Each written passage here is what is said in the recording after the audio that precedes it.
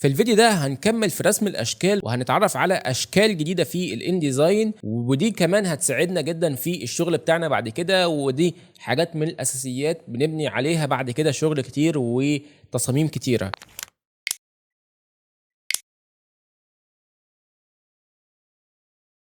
فتعرفنا مع بعض ان احنا نرسم الاشكال بالاداه الريكتانجل تول بتاعتنا. لو انا هرسم مستطيل او مربع او دايره او اليبس من الاليبس تول اللي موجوده عندي دي، فما نيجي نعمل ريفرش سريع كده ونختار الريكتانجل تول وعايزين نرسم دلوقتي مستطيل، فبنجيب الاداه بتاعتنا ونبدا نتكه ونشد.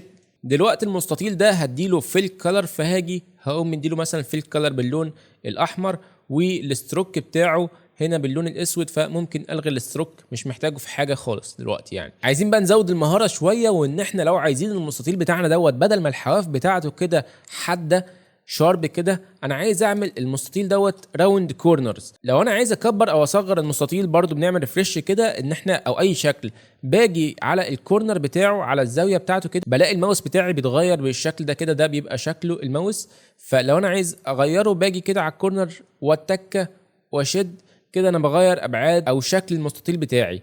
لكن في عندي نقطه صفرة كده، لو واخد بالك النقطه الصفرة دي بقى اللي بتعمل لي الراوند كورنرز. لو دوست عليها كده، حتى لما بقف عليها شويه بيقول لك كليك تو اديت كورنرز، هدوس عليها كده تكه واحده فبتطلع عندك كورنر. دلوقتي لو اتكيت على النقطه الصفرة وشديت لجوه كده، بص الجمال، بعمل راوند كورنر للشكل بتاعي.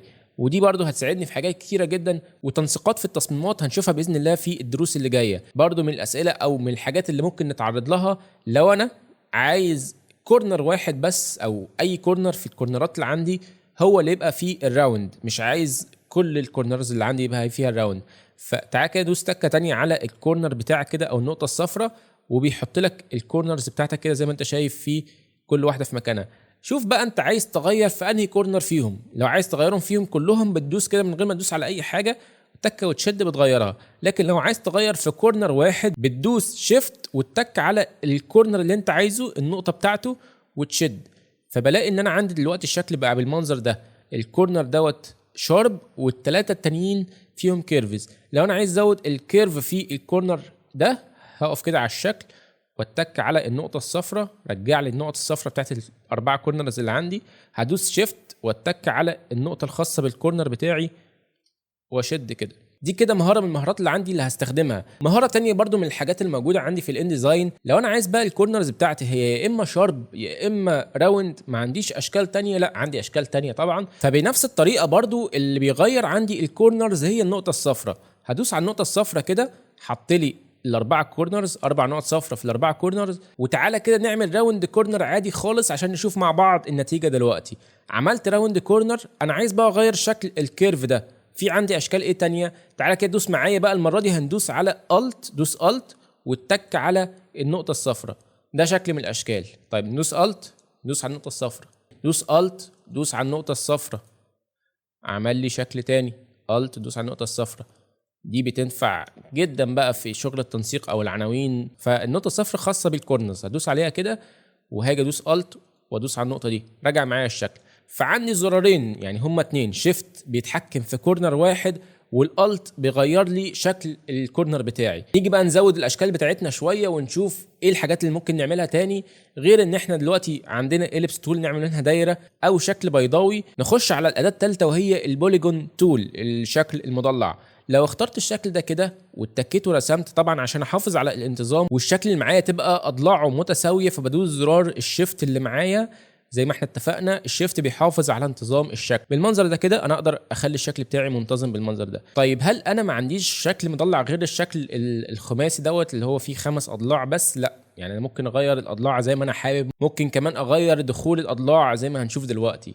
طيب تعالى كده نجيب البوليجون تول تاني، عايز دلوقتي اغير بس الاضلاع. فقبل ما ارسم هدوس كده تكه واحده بس، بيفتح لي الخصائص بتاعه البوليجون كده. ده الويتس والهايتس اللي هو يقول لي ابعاد الشكل اللي انا هرسمه. مش فارق معايا انا، اللي يفرق معايا بس هو ايه؟ نمبر اوف سايدز. لو انا دلوقتي عايز ارسم مثلث على طول، المثلث بيتكون من 3 اضلاع، هكتب 3 وهدوس على اوكي. فبلاقيه رسم لي كده المثلث بتاعي بالمنظر ده كده. انا اعرف ارسم مثلث. ودلوقتي لو جيت رسمت بالبوليجون هو بياخد السيتنج الاخر تفاصيل انا سايبها له، فانا اخر تفاصيل سايبها له اللي هو الشكل بتاعي يبقى 3 اضلاع، البوليجون بتاعي 3 اضلاع. طيب تعال نشوف اوبشن تاني بقى غير الاضلاع بتاعتنا. نجيب كده البوليجون ونضرب ضربه واحده بالماوس ونشوف اللي تحتيها اللي هو الستار انست. دلوقتي هو بيبقى على 0% اللي هو مفيش دخول للأضلاع. طيب تعالى كده عشان نلمس الموضوع ده بشكل فعال هنخليها 5 أضلاع ونخلي الانسيت بتاعنا دوت 50%. رسم لنا شكل نجمة. طيب كده بص ركز معايا، تعالى كده نخليه نفس اللون الأخضر ده كده. الشكل ده هو الشكل ده، هم 5 أضلاع. الفرق بس اللي هو ركز معايا هنا اللي هو الضلع نفسه بيخش لجوه، فدخل لجوه بنسبة 50%. طيب تعالى برضو نشوف استخدام تاني للبوليجون هيفهمنا اكتر فكرة الانسدات والاضلاع. تعالى كده نجيب البوليجون بتاعنا ونخبط خبطة ونخلي مثلا عدد الاضلاع بتاعنا 50، ولكن الانست هنقلله. يعني انا عايز دخول الضلع يكون حاجة طفيفة بس، حاجة بسيطة. تعال نخليه مثلا ايه 10%. ودلوقتي تعالى كده نرسم شكل معانا كده بالمنظر ده، ممكن يعتبر مثلا زي الستيكر. لو انا هكتب مثلا عليه 50% اوفر ديسكاونت، فاهم انت الكونسبت ده؟ ممكن اكتب عليه اسعار لو انا بعمل منيو. فاحنا كده واقفين على ارض صلبه وفهمنا كل الادوات اللي عندنا هنا، الريكتانجل والاليبس والبوليجون. والاليبس طبعا لو انا عايز ارسم دايره فبدوس كده وادوس شيفت وارسم الدايره بتاعتي. وبرده في حاجه كمان جميله موجوده عندنا في الستروك، لو انا عندي ستروك نفسه.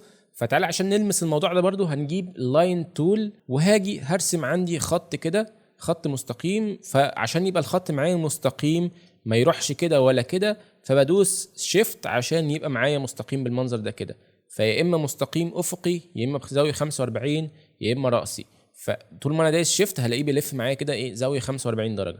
فخلينا مستقيم كده افقي ونسيب. وتعالى عشان نتحكم في الستروك بتاعنا نفتح البانل بتاعتنا اللي هي الستروك نفسها.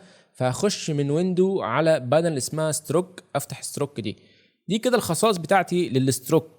فتعالى كده نزود الويدث اللي هو السمك بتاعي، فزود كده السمك بتاعي. الكاب ديت خاصه بيه ان انا ممكن اخلي الستروك بتاعي الحواف بتاعته راوند بالمنظر ده كده. نفس الفكره برضو في الجوين بتاعتنا اللي هي التقاء النقط بتاعتنا الحواف بمعنى تاني. فلو انا مثلا جبت الشكل اللي هو المثلث اللي معايا ده هنا كده واديته ستروك اسود مثلا، وتعالى نخش على الستروك دلوقتي وانا مختار المثلث. بص كده الحواف بتاعتي الحواف حاده زي ما انت شايف كده. لو انا عايز اخلي الحواف راوندد في الستروك نفسه فهاجي هنا وانا مختار الشكل بتاعي اللي هو المثلث وهاجي على الستروك الجوين واعمل له راوند بالمنظر ده. فبقى معايا الشكل فيه راوندد كده. ممكن برضو اخليه مشطوف كده برضو، ده عندي شكل هنا. ممكن برضو نفس الشكل ده كده ونفس الستروك دوت بلاقي عندي التايب اللي هو النوع نفسه. فانا ممكن اخلي الشكل الستروك بتاعي بقى اي حاجه من هنا. ممكن اخليه دوتس بالمنظر ده، هاش يعني متهشر بالمنظر ده كده يعني. فممكن اخليه تريبل لاينز بالمنظر ده كده. فكره بقى الاين ستروك ديت اللي هو زي ما انت شايف كده الستروك بيبقى واخد جزء هنا من نص الشكل لجوه والجزء النص التاني لبره. فده اللي هو الالاين ده.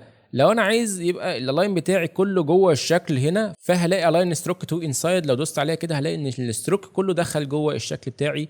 عطاني برضو الشكل ده يعني ممكن يستخدم في حاجات. برضو ممكن اخلي كل ستروك بره الشكل ياخد من اللي بره ما ياخدش من مساحه الشكل نفسه. فهدوس على الاوبشن ده وده ياخدنا برضو ان انا اللاين اللي عندي اللي انا رسمته ده ممكن اديله اي ستايل بقى زي ما احنا شايفين هنا. ممكن اخليه بالمنظر ده كده. فالشكل ده كده ممكن انسق بيه الورقه بتاعتي. لو انا مثلا هعمل حاجه زي كده زي ما انت شايف كده ده كان لاين عملته بالمنظر ده. ممكن اخليه دوتد اللي هو بالمنظر ده او جابانيز دوتس. وبرضو من ضمن الحاجات اللي هنا ممكن تضيف لي اشكال هستخدمها هي فكره الستارت والاند لللاين بتاعي او الستروك بتاعي. هنا في اللاين دوت لو انا جيت كده عند الستارت هنا او الاند فبلاقي عندي ان انا ممكن احط السهم عندي في الاند او في الستارت. فممكن اعمله مثلا بالمنظر بتاع السهم ده كده. في عندي بقى الحته هنا اللي احنا هنلمسها فكره ان انا عندي شايف الشطفه دي ده عشان الشكل بتاعي هنا موجود على الكاب بتاعه موجود على الحواف الخارجيه. فانا هخلي انه يقف عند الاخر هنا كده فهلاقي الدنيا ظبطت عندي هنا والحته الزياده اللي كانت عندي هنا طالعه اختفت. لو انا عايز اقلب السهم بتاعي فهدوس على الاوبشن ده كده. ممكن احط في النهايه للسهم زي ما انا عملت بدايه كده، ممكن احط النهايه بتاعتي الدايره دي كده. لو انا عايز السهم بتاعي ده يكبر فهزود السهم، اعمل له السكيل بتاعه هنا كده ناحيه السهم، فهزود السكيل بتاعها كده. وركز معايا هنا مفصولين ببعض، شايف التشين دي؟ فده معناه ان كل ناحيه هتزيد لوحدها مش مربوطين ببعض. فانا ممكن اصغر الدايره دي كده او النهايه بتاعت السهم بتاعي. ممكن اعمل برضو الالاين بتاعي زي ما احنا اتفقنا ان انا عايز الحواف بتاعت السهم او البدايه والنهايه تبقى من جوه الشكل ولا من اخر الشكل، ما تاخدش من الشكل بتاعي. دي كده اشكال كتيره ممكن نعملها في الانديزاين من الانديزاين نفسه زي ما احنا شايفين كده. ما نحتاجش ان احنا نجيب الاشكال دي من اي موقع او فيكتور خارجيه. وطبعا نصيحتي ليك الدائمه انك ما تكتفيش انك تتفرج على الفيديو كده والكلام جميل سهل وجميل والموضوع بسيط. افتح الانديزاين وجرب ارسم كل الاشكال دي معايا، عشان صدقني ان انت هتكتشف ان انت وانت بترسمها ان في حاجات انت ما كنتش واخد بالك منها. وبس كده يا صديقي، ما تنساش بقى الدعم لاخوك وتعمل لايك للفيديو، ومستني باذن الله اشوفك الفيديو اللي جاي. انا عمرو عطله، السلام عليكم ورحمه الله وبركاته.